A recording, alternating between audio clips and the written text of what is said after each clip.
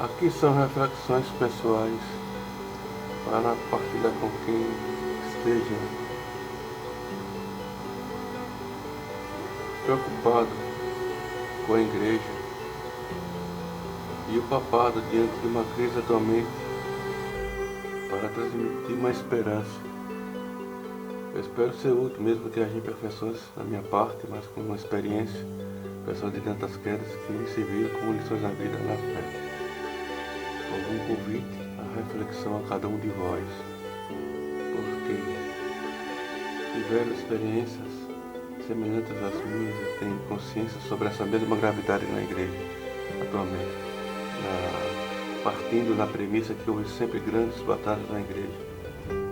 Eu compreendi com o tempo que todas as revoltas contra a igreja são voltadas principalmente contra a unidade e autoridade visível da igreja, o Papa. Mas a instituição vencerá essa guerra definitivamente, renovará a igreja para que continue sendo a luz do mundo até a volta do nosso Senhor.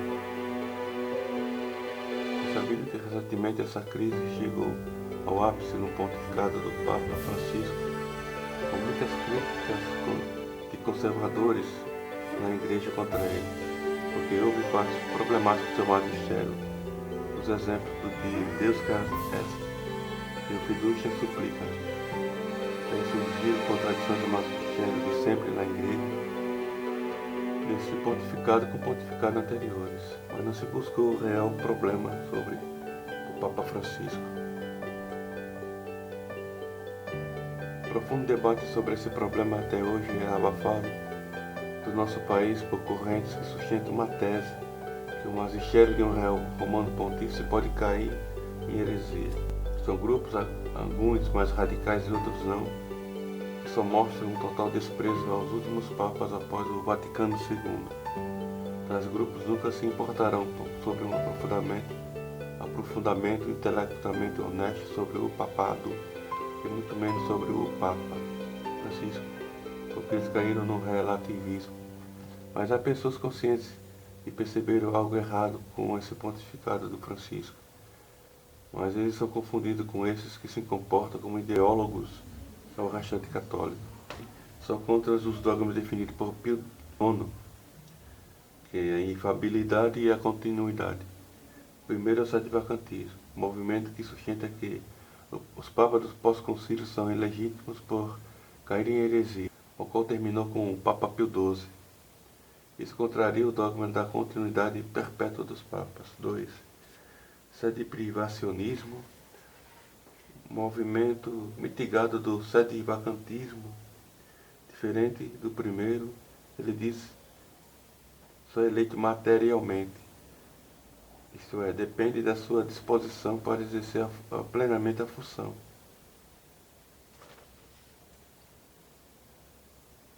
E contradiz os princípios básicos da lógica de Aristóteles, que desenvolveu 3 princípios básicos. Princípio da identidade. Um ser é sempre idêntico a si mesmo. A é A. Se substituirmos A por Papa, por exemplo, fica Papa é Papa. 2. Princípio da não contradição. É possível ser e não ser ao mesmo tempo, ou mesmamente ser também o seu oposto. É impossível que A seja A e não A ao mesmo tempo. Ou, seguindo o exemplo anterior, é impossível que Papa seja Papa e não seja Papa. 3. Princípio do terceiro excluído ou terceiro excluso. Nas proporções sujeito e predicado, só existem 2 opções, ou é afirmativa ou é a negativa. A é X ou A é não X. Papa tem jurisdição, por exemplo, ou Papa não tem jurisdição. Não existe uma terceira possibilidade. Isso significa a identidade do Papa. Como, por exemplo, ele tem o magistério, o munus, para exercer. E nesse contexto, é a própria identidade de Deus que é imutável. Não se pode mudar. A identidade do Papa é quando recebe o munus, ele tem todas as funções de um Papa. Então, o contrário disso é contraditório.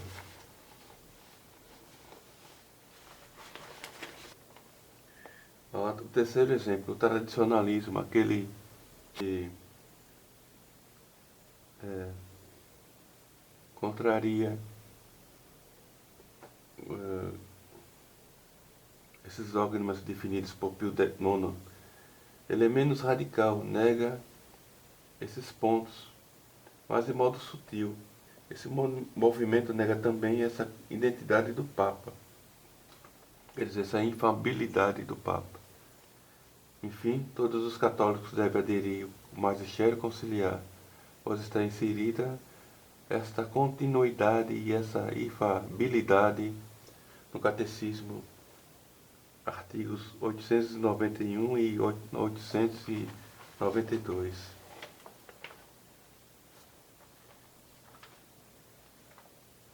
Diz o Catecismo: goza desta infalibilidade o Romano Pontífice, chefe do Colégio dos Bispos, por força do seu cargo, quando, na qualidade de pastor supremo de todos os fiéis e encarregado de confirmar seus irmãos na fé, proclama por um ato definitivo um ponto de doutrina que concerne à fé ou aos costumes. A infalibilidade prometida à Igreja reside também no corpo episcopal, quando exerce esse seu magistério supremo, união com o sucessor de Pedro, sobretudo em um concílio ecumênico, exemplo Vaticano II. Quando, por seu magistério supremo, a Igreja propõe alguma coisa, a crer como sendo revelada por Deus e como ensinamento de Cristo, é preciso aderir na obediência da fé a tais definições. Essa infalibilidade tem a mesma extensão que o próprio depósito da revelação divina. A assistência divina é também dada aos sucessores dos apóstolos, ao ensinarem em comunhão com o sucessor de Pedro e, de modo particular, com o bispo de Roma, pastor de toda a igreja, quando, mesmo sem chegar a uma definição infalível e sem se pronunciar de forma definitiva, propõe, no exercício do magistério ordinário, um ensinamento que leva a uma compreensão melhor da revelação em matéria de fé e de costumes. A esse ensinamento ordinário os fiéis devem ater-se com o religioso obséquio de espírito, o qual, embora se distingua do assentamento da fé, o prolonga. Um outro assunto que é pertinente também sobre os papas heréticos, pois nunca houve papa herético. Papa Bento IX era muito escandaloso e queria se casar, então queria renunciar ao ofício. Sabendo disso, João Graciano deu uma grande soma de dinheiro para ficar no lugar dele. Isso se chama sinomia. Bento usa seu privilégio na corte e aconselha a eleição de Graciano. Este último se elege dessa forma e fica Gregório VI. Mas o pontificado fica com o bardo depois, porque Bento reivindica o trono petrino. Além disso, surgiu outro antipapa chamado de Silvestre III. O rei Henrique é chamado homem íntegro para julgar a controvérsia. Gregório VI, papa eleito validamente, é aconselhado a abdicar para o bem da Igreja. 2. Ele tinha inimigos na corte, pois beneficiava politicamente os mais próximos. Depois de sua morte, o seu sucessor, inimigo pessoal, o julga suas ações políticas na igreja quando era vivo. Depois, já morto, Retiram seu corpo, colocam num trono com um diácono servindo como advogado de defesa. Ele então foi condenado e seus restos mortais depois jogado no rio Tibre. Depois outro sucessor de Formoso manda retirar seu corpo no rio e repara sua memória. 3. Papa João 22. Ele tinha a opinião que os eleitos não podiam ter a visão beatífica no céu, porque eles tinham que passar primeiramente pelo juízo universal. Ele voltou atrás a conselho dos cardeais e seguiu o magistério que ensina sobre esse assunto de forma fiel. Quarto, talvez o mais controverso, Honório foi motivo de controvérsia sobre a vontade divina e humana de Cristo. A causa foi a carta ambígua do Papa endereçada a Sérgio, patriarca de Constantinopla. Mas depois os padres do concílio condenaram ambos, embora o Papa falecesse antes de aprofundar o mesmo assunto. Embora esse concílio condenasse Honório por heresia, a Igreja afirma que os bispos exercem uma autoridade na Igreja que pode discutir qualquer controvérsia doutrinária no concílio ecumênico, mas que se deve ser reconhecida e aprovada pelo Romano Pontífice. Isso está no Catecismo da Igreja, 884. Assim, o Papa Santo Agatão enviou legados, representantes do Papa, uma longa carta dogmática na autoridade de São Pedro sobre seu antecessor Honório, que a Igreja Apostólica Romana nunca caiu em heresia. Agatão não deixa poder de deliberação, ou seja, tomada de decisão sobre Honório e demais aos padres de Constantinopla. Os orientais tiveram somente um privilégio de reunião simplesmente para aceitar a carta. E eles aceitaram a carta do Papa de não condenar Honório por heresia. Evidentemente, porém, eles condenaram o Papa Honório. Como os legados não podiam tomar decisões, eles retornaram a Roma a comunicar esses fatos para uma decisão definitiva do Papa, mas este, o último, havia também falecido. Depois seu sucessor direto foi eleito, o Papa Leão II, que leu a condenação sobre seu predecessor Honório e a modificou.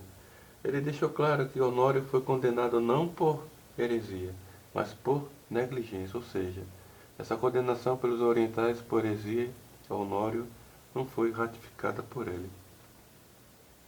Canonicamente, deve-se dizer que não pode retirar um papa, depor um papa de um trono, porque no Código de Direito Canônico não existe. Se não existe tal norma, é porque não há como julgar um papa e retirar. Contraria o dogma da infabilidade. Depor um papa é uma contradição, portanto. E a realidade diz ao contrário que sustentam esses ideólogos, porque o Papa Pio IX definiu dogmas da continuidade e infalibilidade na construção dogmática Pastor Artemus, sem interesse de buscar coerência no pontificado anterior com esse pontificado no exemplo da infalibilidade, então é necessário questionar a legitimidade de Francisco. Essa verdade é sempre chocante e inconveniente para muitos, mas necessária a reflexão através de um discernimento sobre essa legitimidade do Papa Francisco. Esse ponto inicial para essa reflexão se chama Universo Dominicis Grestis. Ela é uma constituição apostólica que rege a eleição do pontífice, vacância, a eleição do Papa e também sua abdicação no exemplo de Bento XVI. Serão apresentados aqui alguns argumentos canônicos, embora básicos, mas suficientes e que são relevantes para uma melhor compreensão. No artigo 77 exige uma abdicação do mundo para uma renúncia válida do Romano Pontífice. Bento XVI, porém, abdicou somente ao ministério, ao contrário do exigido pela UDG. Universo Domininis Grestis. É uma abreviatura. Imuno significa ofício, entretanto, não é sinônimo dele. Duas coisas distintas. Francisco não foi Papa por Bento XVI ainda vivo e que simplesmente não abdicou validamente. E antes, no artigo 76, está exato, diz esse artigo, e um pontificado ilegítimo são nulos e inválidos.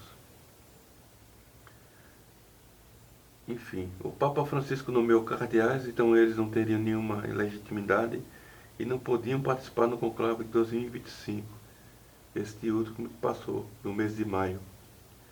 Isso se pode constatar no artigo 33 da mesma UDG, ao qual diz que os legítimos cardeais devem eleger um romano pontífice, mas os fatos demonstram a participação de cardeais legítimos e outros não. E devemos saber que nada se pode mudar em sede vacante na igreja, na UDG, ainda em vigor. A igreja não pode conceder suplência quando há fraude e tentativa de engano.